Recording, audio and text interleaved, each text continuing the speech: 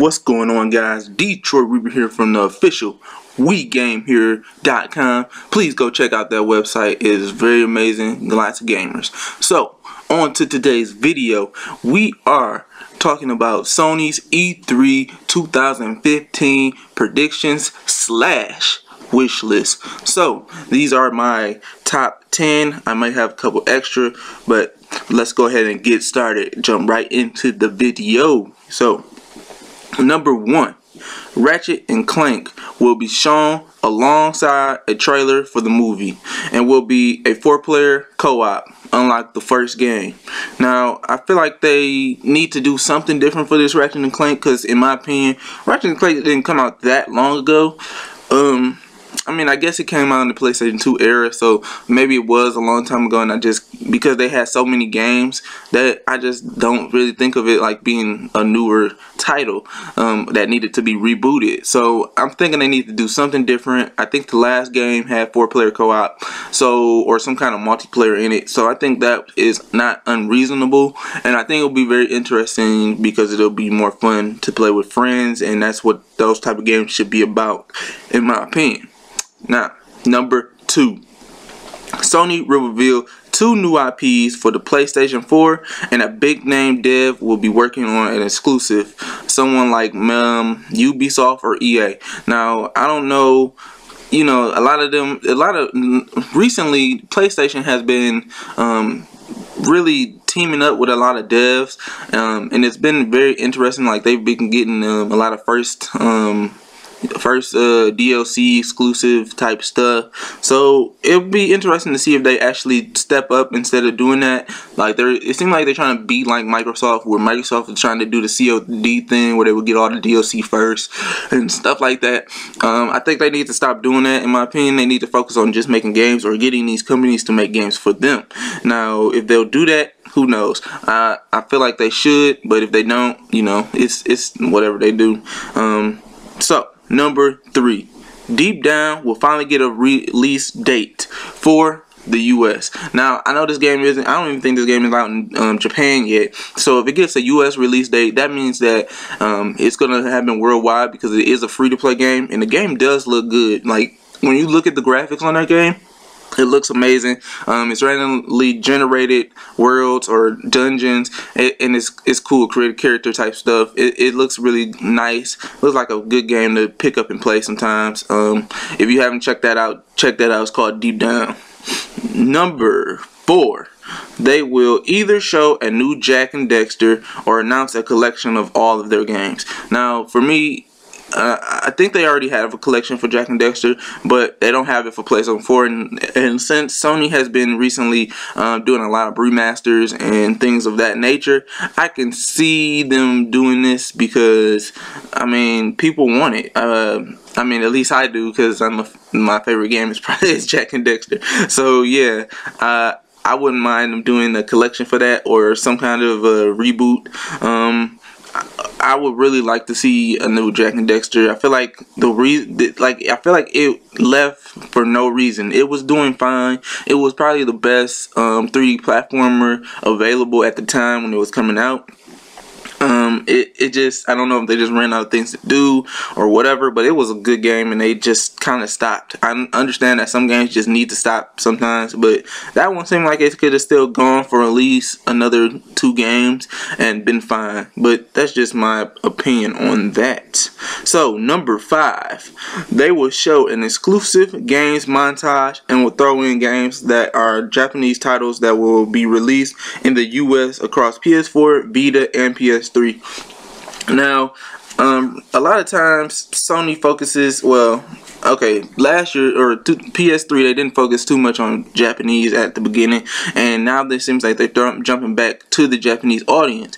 But you know, there are people over here that want those Japanese games, so I feel like they'll show some kind of montage for Japanese games over here, or like Japanese and indie games basically, and will be releasing over here sometime in the future for all 3 of those platforms. Sony isn't known for leaving their last gen system in the dust right after a new console, unlike other companies. So it'll be interesting to see them still putting new things on the PlayStation 3. Does this hurt them sometimes? I think it hurted them last year or in the PS3 era, but I don't think it's hurting them right now. It seems like the PlayStation 4 is doing fine no matter what they do. So let's go on to number 6. 3 old IPs from the PlayStation 2 and or PlayStation 1 will be revived. I'm thinking maybe Chrono Trigger, Siphon Filter, or Dark Cloud, and even maybe PyRapper the Rapper. I know that he's the guy who made PyRapper the Rapper is making a new title, but I've heard that it's going to be on the PlayStation and Xbox. That's the only problem with that. So I feel like they will probably try and get him to make a new PyRapper the Rapper on their console for an exclusive, because I think they own that. I'm not sure.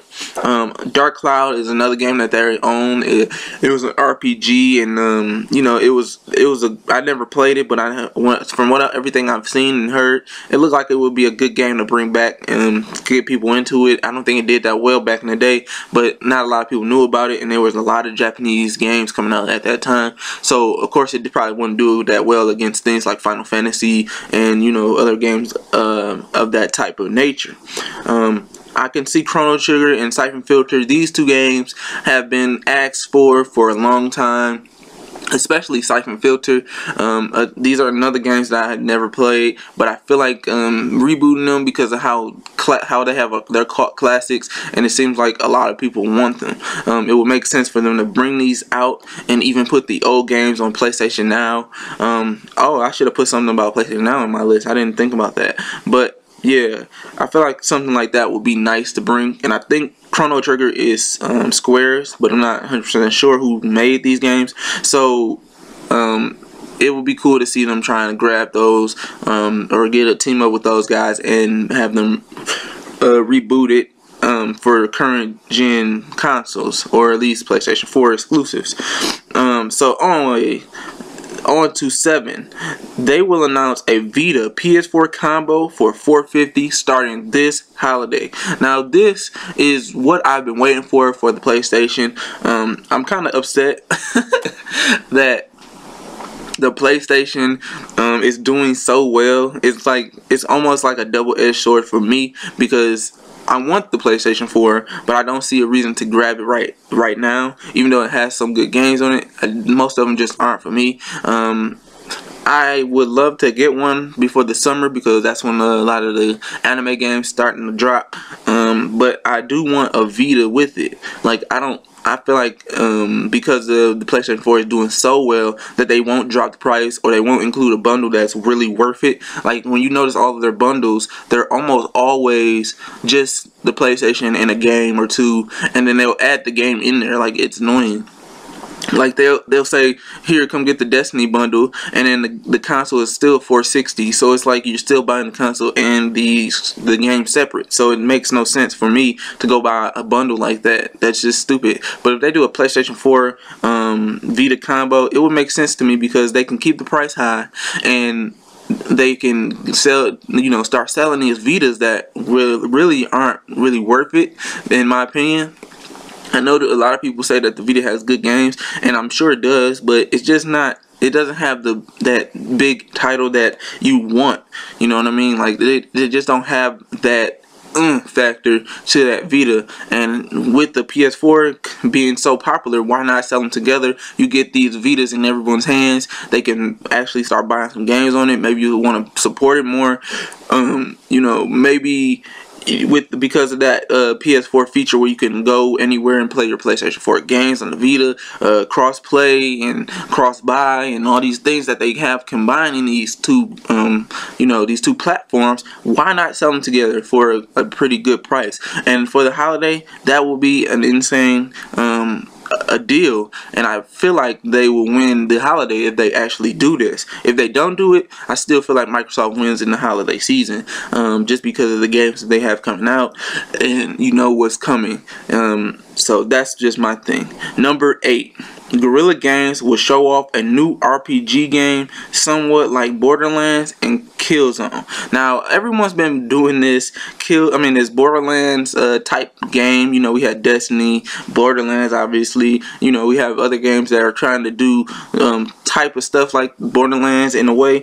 I feel like Killzone will be the next to do it, or Guerrilla Games at the least. I feel like they are due for a new title or a new IP, and they're used to shooters, but I've heard that they want to do an RPG at the same time. So what do? You do the same thing as Borderlands. You make an RPG shooting game, and that's just how it is. Nothing wrong with that. Borderlands is popular. If you want an exclusive title like that, that's okay, because you need more games, and it's nothing wrong with that.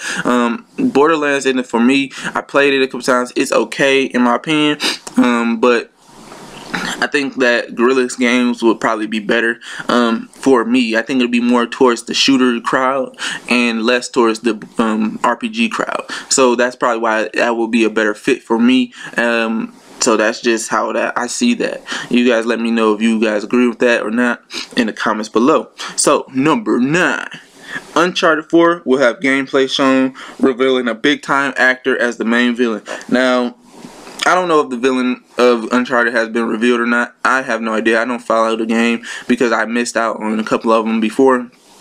And I think everyone knows that they will have gameplay. I mean, this is a no-brainer. It doesn't even make sense that I even put this on this list. But, you know, I think a big name actor as the villain will drive some sales or buzz about it. Not sales, but buzz. I think, you know, if you just look at how they did or not them, but just look at how Silent Hill was so acclaimed after everyone found out that the guy from Walking Dead was doing it. You know what I mean? It had buzz to it. Everyone was looking at that game like, oh snap, it's gonna be him. Oh, that's gonna probably be a good game. He's a great actor. You know, things like that. And I feel like that they can also jump on that buzz train if they get a big time actor in that game. They probably will. They probably have some decent actors. I mean, they never seem like they slump on the actors anyway. But you know, that's just me. So number 10, God of War 4 will be shown with real-time gameplay. Now I know real-time gameplay is unlikely, but I feel like they could actually surprise everyone by showing some kind of gameplay, and I'm wondering what the story is going to be. I'm thinking that he's going to be going to the Egyptian gods like they have been rumored. So that's just what I think. And then if they do reveal it, they might just show a teaser, but I feel like they're going to show some gameplay. I feel like they've been working on this title for a while, and they've been trying to keep it under wraps. But we all should know it's coming because that game is just too popular right now, and it can sell consoles. So that's just what I think. They'll show some gameplay. It probably won't be a long clip of gameplay, but I think it will be gameplay.